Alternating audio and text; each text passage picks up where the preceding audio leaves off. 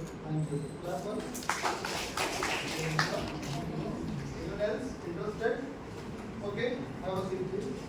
This is your self-introduction, but it is mostly data with all the information you passed on is personal. But we have to turn this personal introduction into a professional introduction. Why? Isn't it enough whatever you say to know about yourself? Why we should turn it into a professional introduction which will bypass or which will cross your self-introduction in any given interview must be, not should be, must be above and beyond. Two important words. Above and beyond your resume. Why? The HR manager can read whatever you have written, whatever you have said down. They can read your name. They can read that you have come from XYZ college, that research college. You have mentioned your percentage. They all can read whatever you have mentioned on that one full page. We are going to see tomorrow how to develop, how to build, how to create an ATS optimized resume. What I am saying? ATS optimized resume. Because that is going to make sure that your resume will land in a person, an HR executive who can call you for an interview.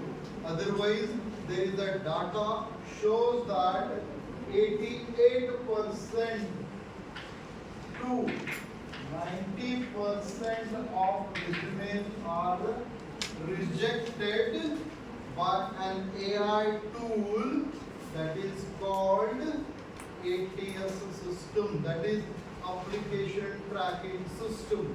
Every company, for example, in your case it could be Infosys, TCS, Wipro, Accenture, whatever it is, they have their own AI version or model or agent which decides whether you are a right candidate to be called for an interview or not.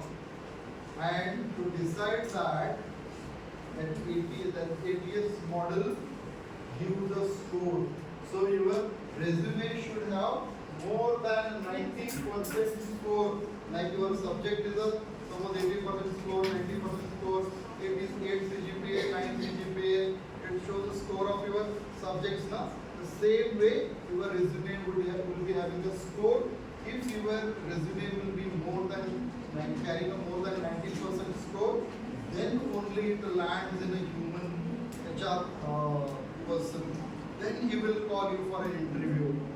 How it should be done, we are going to see it tomorrow.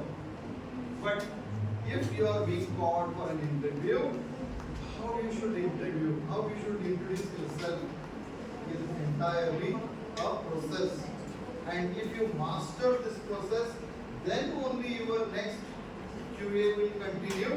Otherwise, they will wrap it up because they are having a tons of people or hundreds of students or hundreds of freshers or hundreds of candidates waiting outside their room to just get interviewed. So they don't have the time.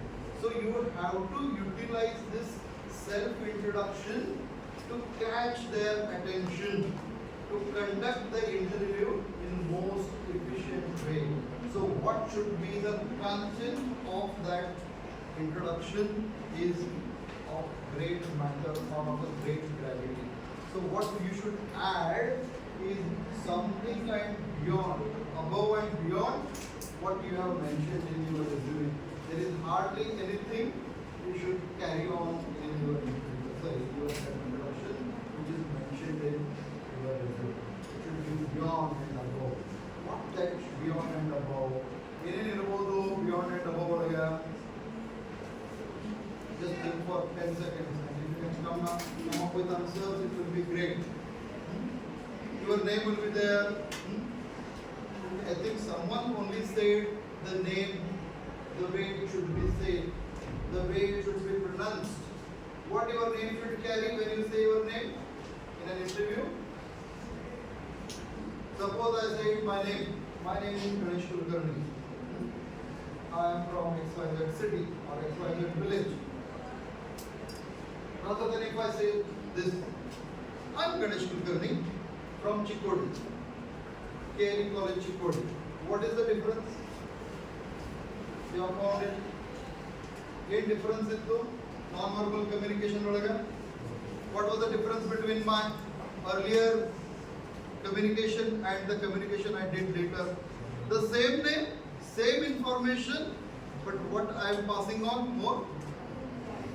Voice. What was the change in voice? What that change in voice conveyed to you? Voice change ಆಗಿದ್ರಿಂದ ನಿಮಗೆ ಏನೇನು ಅರ್ಥ ಆಯ್ತು ಅಂತ ನಾನು ಕೇಳ್ತಾ ಇದ್ದೀನಿ. One is I am pretty much confident. Second, there is an energy. Third, most important, you should convey this in entire an interview. In interview, start in the end ವರೆಗೆ ಏನು convey ಮಾಡಬೇಕಂದ್ರೆ you are too enthusiastic. You are looking forward for this interview from a long time, and you have now this opportunity to perform an interview.